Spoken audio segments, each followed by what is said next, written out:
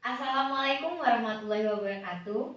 Perkenalkan, nama saya Imrahatus Soleha, saya dari kelas 10A. Dalam kesempatan kali ini, saya akan mempresentasikan tentang bab tumbuhan atau plantae.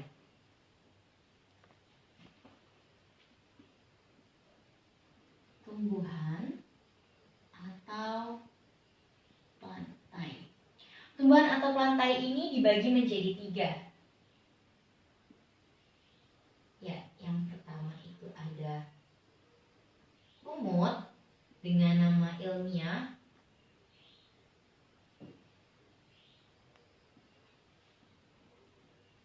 Bryophyta. Yang kedua itu ada tumbuhan paku. Tumbuhan paku dengan nama ilmiah Pteridophyta.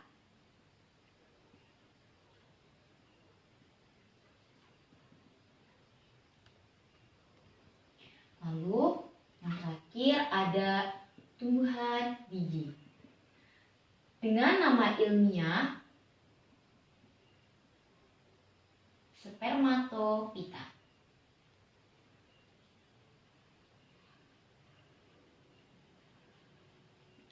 Oke, untuk lumut sendiri ini dibagi menjadi 3. Yang pertama ada lumut daun. Lumut daun dengan nama ilmiah Musci. Lalu ada lumut hati. Lumut hati dengan nama Hepatisae. Lalu untuk lumut yang terakhir ya, ini ada lumut tanduk. Lumut tanduk sendiri memiliki nama ilmiah Anthocerotae.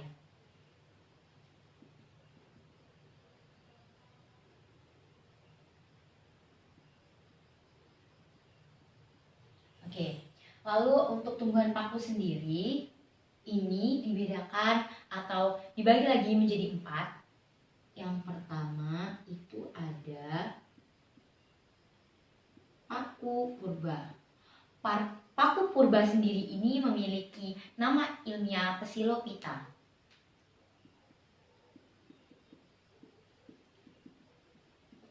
Lalu yang kedua ada paku ekor kuda. Nah, paku ekor kuda sendiri ini memiliki nama ilmiah Sphenophyta.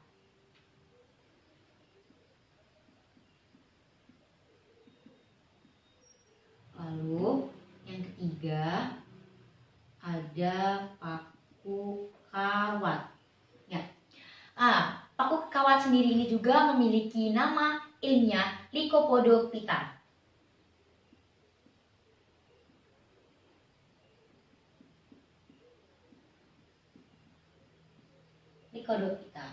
Lalu ya, ini yang terakhir ada paku sejati.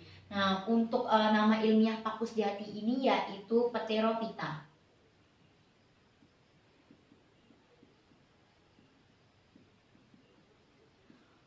Nah, mungkin cukup mirip ya antara Pteridophyta dengan Pterophyta, tapi jangan sampai ketukar ya teman-teman.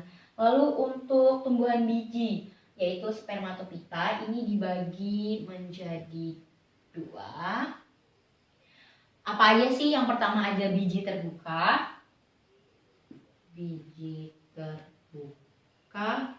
Nah, biji terbuka sendiri ini memiliki nama ilmiah Gymnospermae.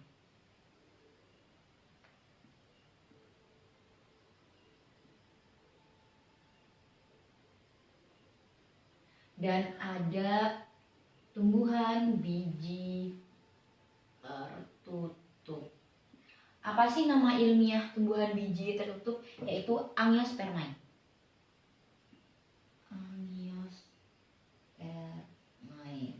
Oke, di dalam tumbuhan biji tertutup ini masih dibagi lagi menjadi 2. Ya, ini ada biji tertutup tunggal atau biasa kita sebut monokotil. biji monokotil. Lalu yang satunya itu biji dikotil. Nah, ini adalah bagan yang akan kita pelajari tentang tumbuhan pelantai. Di samping bagan ini ada peran, ada manusia.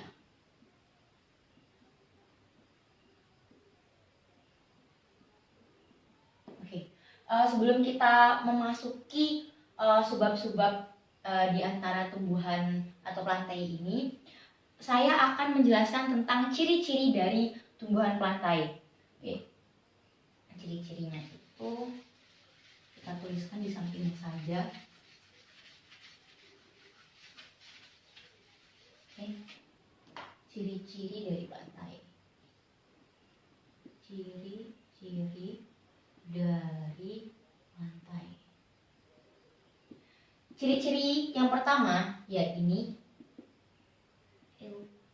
eukariotik. Eukariotik memiliki membran inti sel. Yang kedua itu ada multiseluler.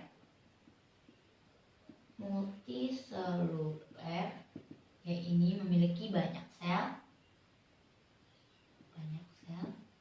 Yang ketiga ini memiliki kloroplasma. Kloroplasma.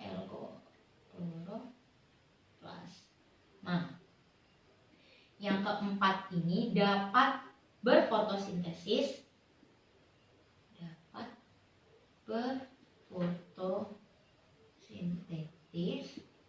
Lalu yang kelima itu bersifat autotrof. Apa sih autotrof? Dapat membuat makanan sendiri. Dapat membuat makanan sendiri. Lalu yang terakhir, gerak pasif. Yang dimaksud itu tidak berpindah-pindah. Tidak berpindah-pindah. Ya, ini merupakan ciri dari pelantai atau tumbuhan. Mungkin di dalam kesempatan kali ini saya tidak akan membahas banyak, tapi di video kali ini saya akan membahas tentang tumbuhan lumut. Baik, sesuai dengan perkataan saya di awal video tadi, kali ini saya akan membahas tentang tumbuhan lumut dengan nama ilmiah Bryophyta. Untuk ciri-ciri dari Bryophyta sendiri, yang pertama yaitu talophyta.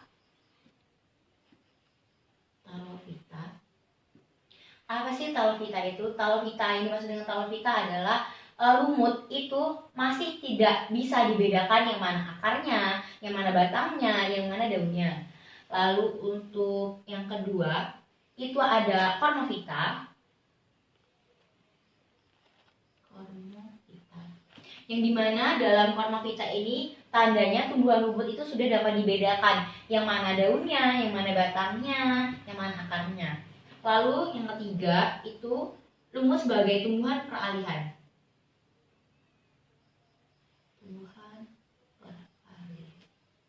Mengapa lumut bisa dikatakan sebagai tumbuhan peralihan? Dikarenakan tumbuhan lumut ini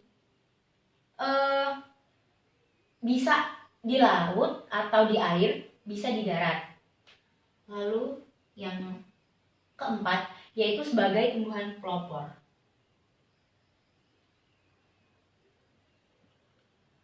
Tumbuhan pelopor itu yang dimaksud adalah ketika ada lumut di sana, tandanya tumbuhan yang lain pun ini bisa tumbuh di tempat itu pula. Lalu yang kelima itu tumbuhan mikroskopis. mikroskopik. Apa itu yang dimaksud dengan tumbuhan mikroskopik? Ya ini lumut ini bisa dilihat secara detail menggunakan mikroskopik. Kalau kita lihat dengan mata telanjang, kita hanya sekilas hanya melihat lumut saja, tetapi ketika kita menggunakan mikroskop, kita bisa mengidentifikasikan yang mana sih batangnya, yang mana sih daunnya, seperti apa akarnya. Lalu untuk yang terakhir, berbentuk dua generasi. Apa aja? Yang pertama ada gametofit,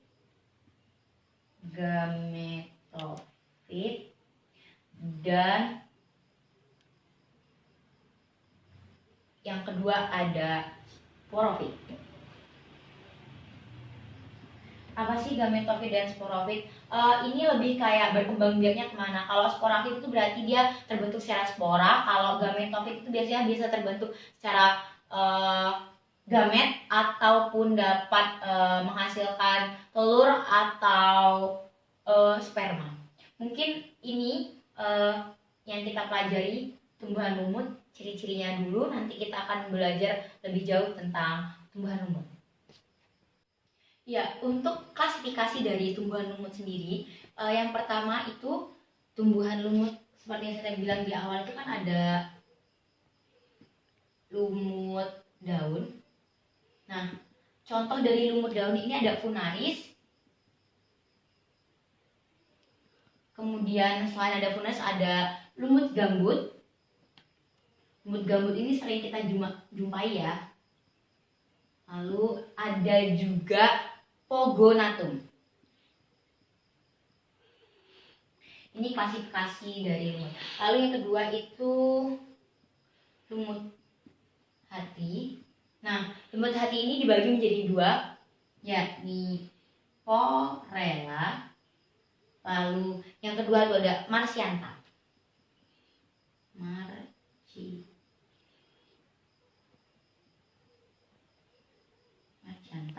Yang terakhir adalah lumut tanduk. Untuk lumut tanduk ini contohnya itu saya hanya mengambil satu, yaitu Anthraceros. Ini dia klasifikasi dari tumbuhan lumut. Lalu ini contohnya.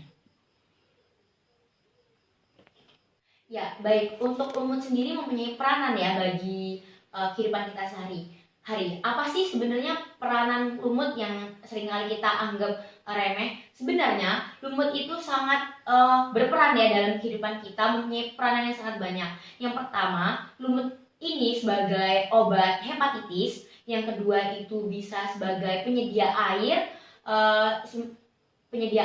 lalu sebagai obat jantung, lalu obat kanker. Dia mengandung senyawa untuk mengobati penyakit jantung, lalu sebagai pemasok oksigen. Nah, lumut juga bisa menjadi bahan pembalut dan juga bisa menjadi bahan untuk bahan bakar. Mungkin sekian presentasi dari tumbuhan lumut. Saya akhiri. Wassalamualaikum warahmatullahi wabarakatuh.